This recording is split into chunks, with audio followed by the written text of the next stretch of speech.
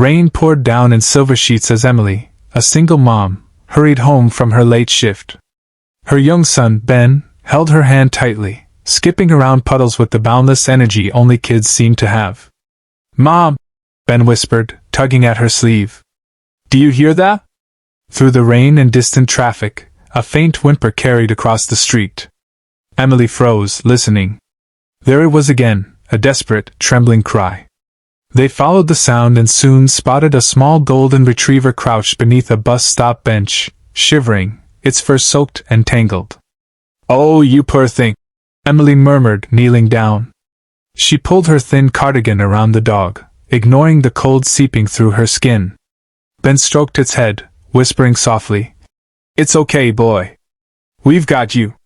Emily glanced at the collar. It wasn't a stray, it belonged to someone. But the tag was missing. "Mom, can we keep him?" Ben asked hopefully. Emily smiled weakly. They could barely afford groceries, let alone care for a dog. Yet something about the animal's frightened eyes tugged at her heart.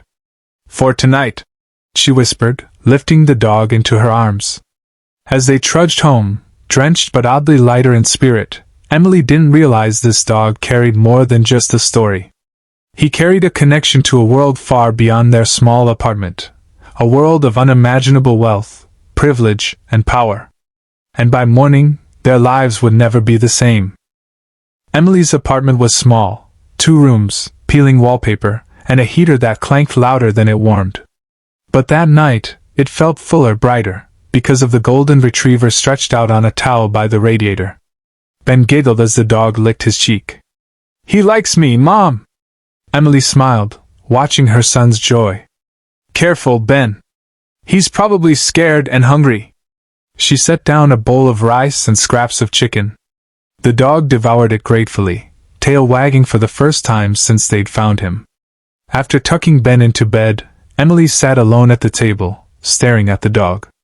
His fur, though muddy now, was clearly well-groomed. The collar was expensive leather, embossed faintly with initials. WF. Whoever owned him wasn't just anyone. She sighed. "You probably belong to someone important. Tomorrow we'll find them." The next morning, as Emily walked Ben to school with the retriever trotting beside them, people stopped to look. One woman even gasped, whispering, "Isn't that?" but quickly turned away. Emily frowned. She didn't understand. To her, he was just a lost dog needing kindness.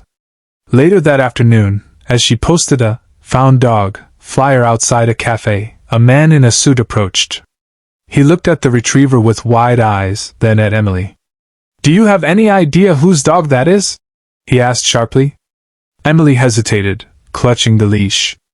"No, but he was lost. My son and I just wanted to keep him safe." The man shook his head in disbelief. "That's Bentley. He belongs to the Whitmore family." Emily's heart skipped. Everyone in the city knew that name, the billionaires who owned half the businesses downtown. And suddenly, everything about the dog made sense. Emily could hardly believe what was happening. Less than 24 hours ago, she was hurrying home in the rain with her son. Now she stood at the towering iron gates of the Whitmore estate, clutching Ben's hand while the golden retriever wagged his tail excitedly, as if he knew he was home. The guard checked her ID and then pressed a button. With a low hum, the gates swung open, revealing a driveway lined with ancient oaks and a mansion that looked like it belonged in a movie. Ben whispered, eyes wide, "Mom, this place is huge." Emily forced a smile, though her stomach nodded. She felt painfully out of place in her faded jeans and second-hand coat. A tall woman in pearls rushed down the marble steps, tears brimming in her eyes. "Bentley!" she cried, dropping to her knees as the dog bounded toward her. She hugged him tightly, her voice trembling.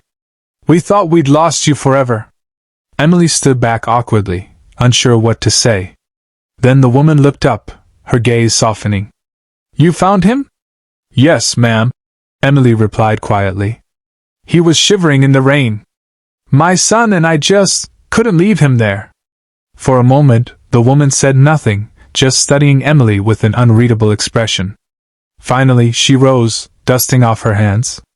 You didn't just find a dog. You brought back family."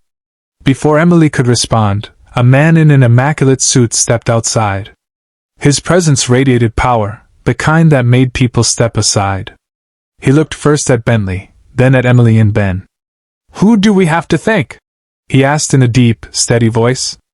And in that instant, Emily realized she was speaking directly to Charles Whitmore, the billionaire patriarch himself. Charles Whitmore extended his hand, his gaze firm but kind. "Miss Emily Carter," she said nervously, shaking his hand. "This is my son, Ben." Ben gave a small wave. "Hi. Bentley slept on my bed last night." For the first time, the billionaire's stern expression cracked into a smile. He crouched down to Ben's level. "Then I'd say Bentley owes you a debt of gratitude, young man." The housekeeper ushered them inside, and Emily's eyes widened at the sight of chandeliers, polished marble floors, and hallways lined with oil paintings. She felt out of place, but Ben stared around in awe, whispering, "It's like a castle, Mom." To her surprise, instead of being dismissed with a thank you, Emily and Ben were invited to stay for dinner. The dining room table stretched endlessly, covered in silver and crystal. Emily hesitated, but Charles gestured for them to sit. As the meal began, conversation flowed more easily than Emily expected. Ben entertained everyone with stories about school, while Bentley sat loyally at his feet. Emily found herself laughing, a sound she hadn't heard from her own lips in far too long. At one point, Charles leaned back, studying her thoughtfully. "Most people, upon finding a dog like Bentley, would have called immediately. Some might have tried to demand a reward. But you sheltered him, fed him, treated him like your own." Emily flushed. "I just did what anyone with a heart would do." Charles's eyes softened. "Not everyone would. That makes you different." For the first time, Emily felt seen, not as a struggling single mom, but as someone who mattered. And she had no idea what the Whitmore family had planned next. After dinner, Charles invited Emily and Ben into his study, a grand room lined with bookshelves and the faint scent of leather and cedar. Bentley padded in behind them, curling at Ben's feet as if declaring loyalty to his new friend. Charles rested his hands on the polished desk. "Emily, I know life hasn't been easy for you. I've seen people with more money than they could ever spend show less kindness than you did when you had nothing to spare." Emily shifted uncomfortably. "I don't need anything, Mr. Whitmore. I just wanted to do the right thing." "That's exactly why I want to help you," he replied. He slid an envelope across the desk. Inside was a set of keys and a folded document. Emily frowned. "What is this?" "A new apartment," Charles said gently. "Closer to Ben's school. Fully paid. Consider it a thank you for taking care of Bentley as if he were your own." Tears welled in Emily's eyes. She had spent years juggling 2 jobs, praying just to keep the lights on. Now, here was a gift she could never have imagined. Ben hugged Bentley tightly. "Does this mean we can still visit him?" Charles smiled warmly. "Of course. Bentley seems to think he has 2 families now." Emily pressed a hand to her heart, her voice breaking. "I don't know how to thank you." "You already did," Charles said simply. "By reminding us all that true wealth isn't in what we own, but in the kindness we give." As Emily and Ben left the mansion that night, the rain had stopped, and for the first time in years, hope felt real.